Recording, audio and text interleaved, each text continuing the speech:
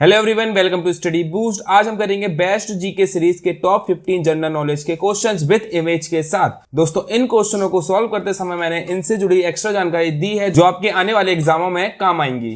दोस्तों, इस सीरीज का यह पार्ट 3 है। पहले दोनों पार्ट के लिंक नीचे डिस्क्रिप्शन बॉक्स में मिल जाएंगे। तो शुरू करते हैं हमारा फर्स्ट क्वेश्चन नंबर फर्स्ट हमारा, चंद्रमा पर भारत का पहला मिशन नाम से जाना जाता है। तो दोस्तों, चंद्रमा पर भारत का पहला मिशन, आप इसकी तस्वीर देखिए। सबसे पहले यह है भारत का चंद्रमा पर प्रथम मिशन।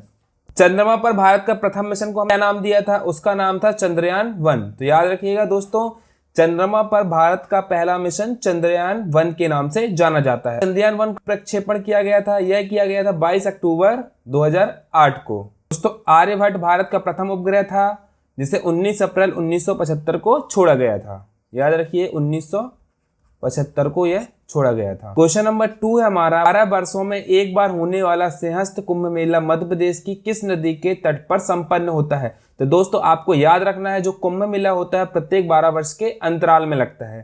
ठीक है। अब कुंभ मेला भारत में कितनी जगह पे लगता है? दोस्तों, यह भारत में लगता है 4 जगह पे। यह लगता है प्रयाग, हरिद्वार, नासिक और उज्जैन में। अब बात की है 2016 के सिंहस्थ मेला, तो सिंहस्थ मेला लगा था क्षिप्रा नदी के किनारे उज्जैन में। अब हम देखते हैं चारों कुंभ मेले कहाँ कहाँ लगते हैं। 4 जगह कुंभ के मेले लगते हैं। पहला लगता है प्रयाग में, गंगा, यमुना और सरस्वती नदी के तट पर। दूसरा कुंभ मेला लगता है हरिद्वार में, गंगा नदी के तट पर।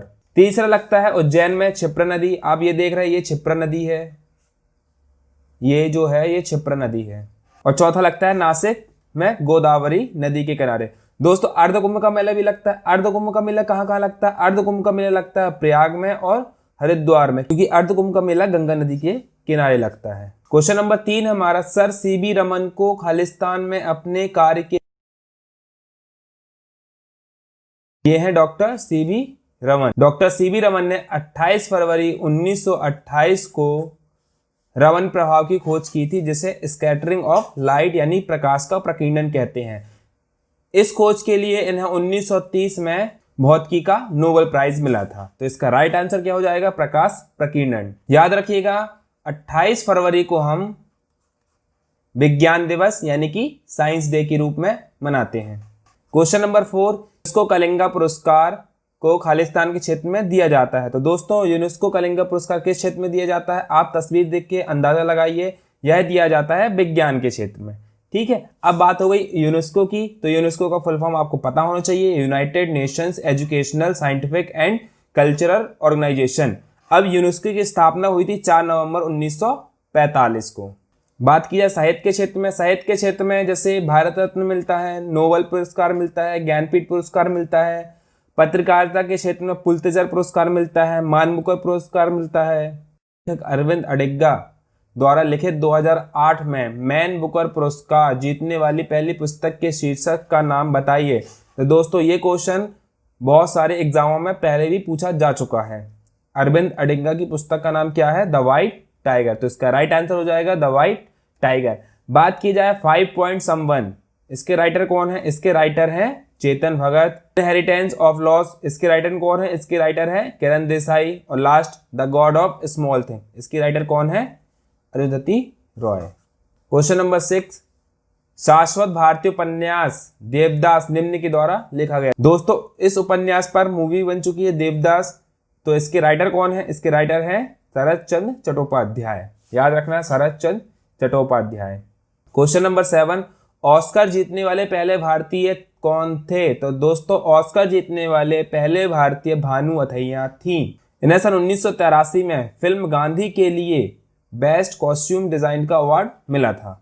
मूल पंचतंत्र इनके द्वारा लिखी गई है। तो दोस्तों, मूल पंचतंत्र किसके द्वारा लिखी गई है? ये लिखी गई है पंडित विष्णु शर्मा। तो इसका राइट आंसर क्या हो जाएगा? पंडित विष्णु शर्मा। बात की जाए चाणक्य, चाणक्य एक बहुत ही ज्यादा फेमस बुक है जिसका नाम है अर्थशास्त्र, जो कि राजनीति से संबंधित है। यदि दोस्तों मैं आपसे पूछूं चाणक्य को और क्या क्या बोलते थे, जैसे उनको बोलते थे कौटिल्य, और उनका एक ओरिजिनल नाम भी है विष्णुगुप्त। क्वेश्चन नंबर 9, द्रोणाचार्य पुरस्कार किस क्षेत्र में दिया जाता है? तो दोस्तों, यह दिया जाता है, आप देख सकते हैं किस क्षेत्र में दिया जाता होगा। यह दिया जाता है खेल प्रशिक्षण को। इसकी शुरुआत हुई थी 1985 में, और यह पुरस्कार प्राप्त करने वाले को 15 लाख रुपए की राशि प्रदान की जाती है।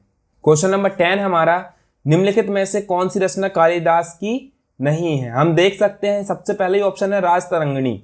हम जानते हैं राजतरंगिणी किसकी है, ये राजतरंगिणी है कल्हड़ की, जिसमें कश्मीर के इतिहास के बारे में बताया गया है, और बाकी की जो रचनाएं हैं वो कालिदास की हैं।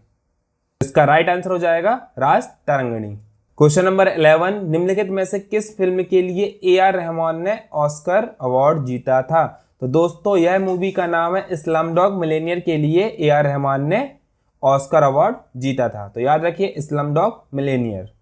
क्वेश्चन नंबर 12, हमारा एक दिवसीय अंतर्राष्ट्रीय क्रिकेट में 3 दोहरे शतक बनाने वाला एकमात्र खिलाड़ी कौन है? दोस्तों यदि आप क्रिकेट देखते हैं तो इस खिलाड़ी का नाम लेने की मुझे जरूरत नहीं है, आप समझ गए होंगे मैं किस खिलाड़ी की बात कर रहा हूं। यह खिलाड़ी है रोहित शर्मा, जिन्होंने एक दिवसीय अंतर्राष्ट्रीय क्रिकेट में 3 दोहरे शतक बनाए हैं। तो इसका राइट आंसर हो जाएगा रोहित शर्मा।